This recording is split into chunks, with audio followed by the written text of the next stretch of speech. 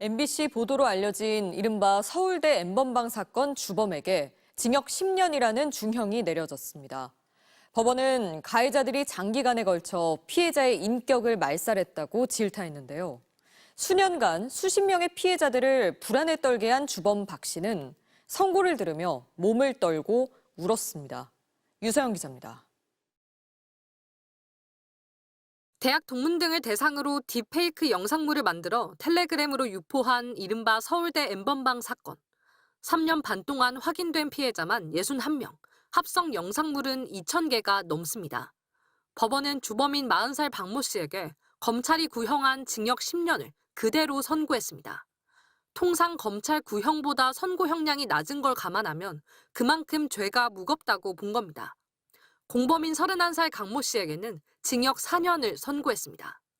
재판부는 피고인들이 국내 최고지성이 모인 대학교에서 동문을 상대로 지인능욕 디지털 성범죄를 저질렀다며 마치 사냥감을 선택하듯 피해자를 골라 인격을 말살했다고 질타했습니다. 사회적으로 잘된 여성에 대해 품은 열등감과 증오심을 변태적으로 드러냈다고도 했습니다. 피해자들이 자기 주변에 누군가가 범행을 저질렀다는 확신이 있는데 그것이 누구인 줄 알지 못하다 보니까 모든 주변의 이제 지인들을 의심하면서 이제 가해자를 찾고자 했던 그런 과정들이 있었었고요. 서로 모르는 사이던 둘은 텔레그램으로 만나 범행을 함께 했습니다. 본인은 물론 피해자의 남자 지인에게까지 합성 영상물을 만들어 보내며 조롱하고 압박했습니다. 3시간 동안 확인만 하고 답장이 없으니까 너 이거 신고해봤자 못 잡아. 나 잡을 방법 딱 하나 있는데 답장하면 알려줄게. 지난달 최후 변론에서 박 씨는 피해자들이 고통받거나 삶이 피폐해지길 바라지는 않았다고 했지만 재판부는 이미 너무 늦었다고 했습니다. 재판부는 고작 익명성 뒤에 숨어 법과 도덕을 무시한 결과가 어떤 건지에 대해 사회에 경종을 울릴 필요가 있었다고 했습니다. MBC 뉴스 유서영입니다. 지금부터는 MBC가 탐사 취재한 단독 보도입니다. 악질적이고 참혹하기까지 했던 디지털 집단 성범죄 N번방 사건을 기억하실 겁니다. 한 대학에서 집단 성범죄 사건이 벌어졌는데요. 우리나라 최고의 지성이라 불리는 서울대에서였습니다. 지금까지 확인된 피해자만 20명에 육박하고 체포된 피의자도 여러 명인데 모두 서울대생이었습니다. 이 사건은 연속 보도로 전해드리겠습니다. 먼저 조국형 기자입니다. 지난 2021년 7월, A씨는 영화 예매 정보를 얻기 위해 휴대폰에 텔레그램 앱을 설치했습니다. 그런데 다음 날 휴대폰에서 알림음이 쉴 새 없이 울리기 시작했습니다. 텔레그램을 통해 쏟아져 들어온 건 수십 개의 음란 사진과 동영상들. 등장인물은 하나같이 A씨 자신이었습니다. A씨 얼굴을 다른 여성의 몸에 붙여 조작하고 이를 이용해 음란 행위를 한 거였습니다. 남성의 성기랑 제 사진을 그렇게 이제 오버랩 해가지고 한 그런 사진과 이렇게 뭐 다리 벌리고 이렇게 있는 여성 나체 사진이라든지. 조작된 음란물은 A씨의 이름, 나이와 함께 단체방에도 퍼뜨려졌고 단체방 참가자들은 이번 시즌 먹잇감이라고 A씨를 성적으로 조롱하며 성폭력에 동참했습니다. 가해자는 이렇게 장기간 이뤄진 성폭력 상황들을 캡처해 다시 A씨에게 전송했고 응답을 요구하며 압박했습니다.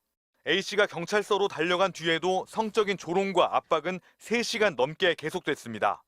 3시간 동안 확인만 하고 바로바로 확인은 하는데 답장이 없으니까 너 이거 신고해봤자 못 잡아. 나 잡을 방법 딱 하나 있는데 답장하면 알려줄게. 뒤이어 보내온 메시지는 더 충격적이었습니다. 너를 처음 봤던 나를 잊을 수가 없어? 너를 처음 보고 했던 나를 잊을 수가 없다고. 가해자가 주변에 있다는 거였습니다. 충격과 공포에 떨던 A씨는 몇 달 뒤 놀라운 사실을 알게 됐습니다. 같은 학과에 똑같은 피해자들이 더 있는 거였습니다. 한 친구가 사실 얼마 전에 우리 그 위탁반 선배 누구한테 우리 동기들 3명의 그런 합성사진 같은 것들이 막 와가지고 그 선배가 그렇게 약간 제보 알려줬었다. 가해자가 유포한 조작된 음란물들을 통해 확인된 피해자는 20명에 육박했습니다. 모두 서울대 여학생이었습니다. 4개 과 정도? 주로 이제 저희 과랑 였고 피해자 가운데 12명이 경찰에 고소장을 접수한 뒤에도 버젓이 범행을 계속해온 가해자는 결국 지난달 3일 경찰에 체포됐습니다. 신원이 드러난 가해자는 40살 박모 씨. A씨의 같은 학과 선배인 박 씨는 학교를 10년 이상 다니면서 피해자들을 알게 된 것으로 전해졌습니다. 박 씨는 허위 영상물 제작 및 유포 등의 혐의를 인정하고 구속 기소됐습니다. 관련 혐의로 체포된 다른 2명도 모두 서울대 출신 남성입니다.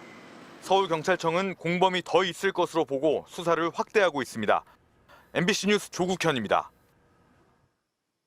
핵심 피의자인 박모 씨는 지능적으로 추적을 따돌리며 3년 넘게 범행을 이어갔습니다.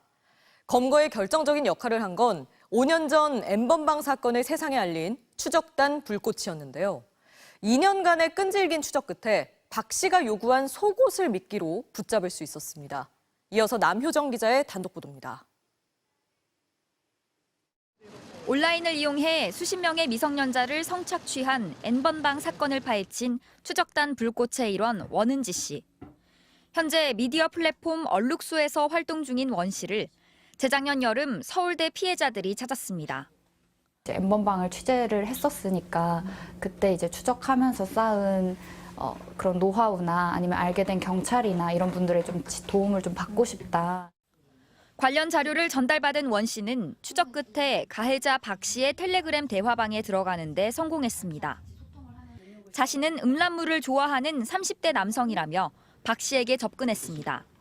합성된 사진들을 저한테 계속 보내면서 누가 제일 좋았는지 말해줘. 다음엔 누구 사진을 더 줄게.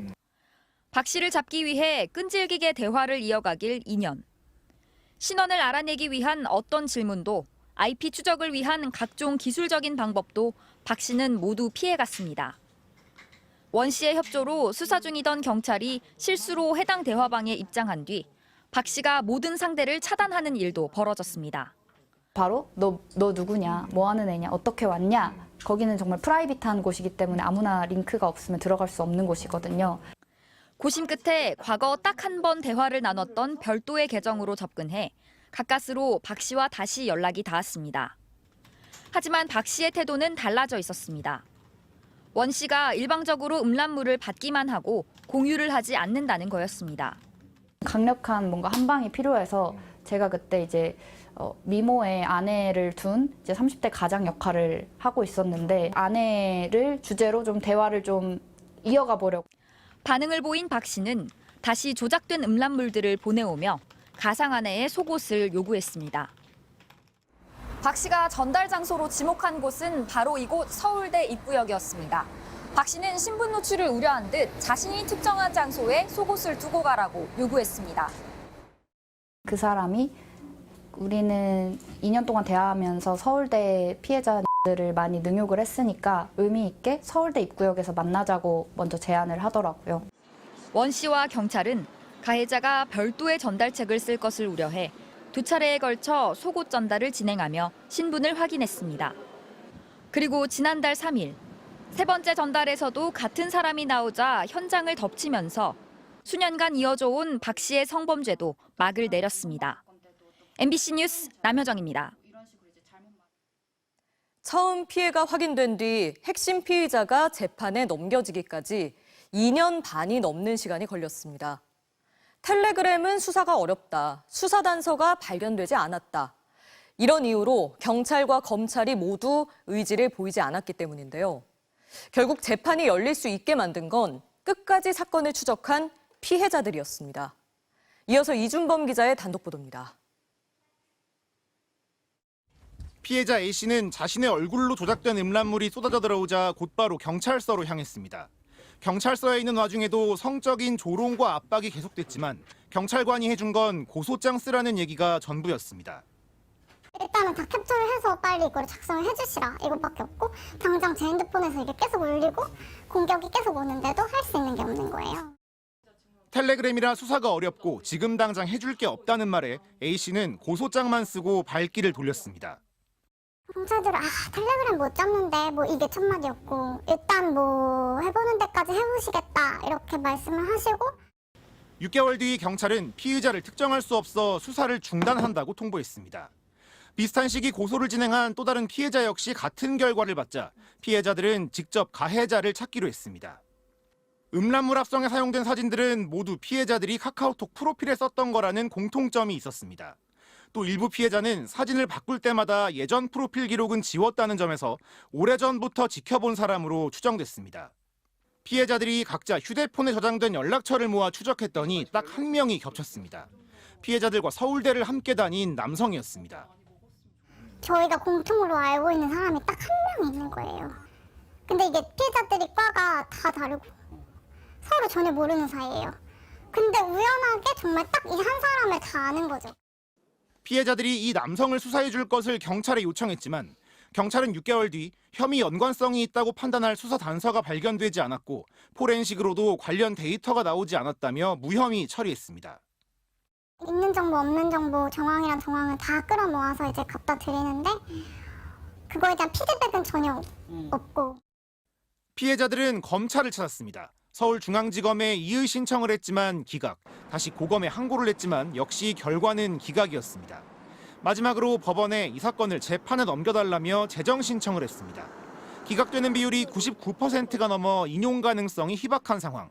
서울고등법원은 혐의 내용을 검토한 결과 해당 사건을 재판에 넘기는 것이 타당하다며 수사기관들의 판단을 뒤집었습니다. 재정 신청 인용 확률이 1%에 불과한데 매우 이례적인 일이거든요. 사안 자체상 경찰 수사가 더 강도 높게 이루어졌어야 했다는 의미로도 해석이 가능해 보입니다. 결국 올해 해당 남성에 대한 재판이 열렸고 재수사에 착수한 경찰은 지난달 핵심 피의자 박모 씨를 구속했습니다. MBC 뉴스 이준범입니다.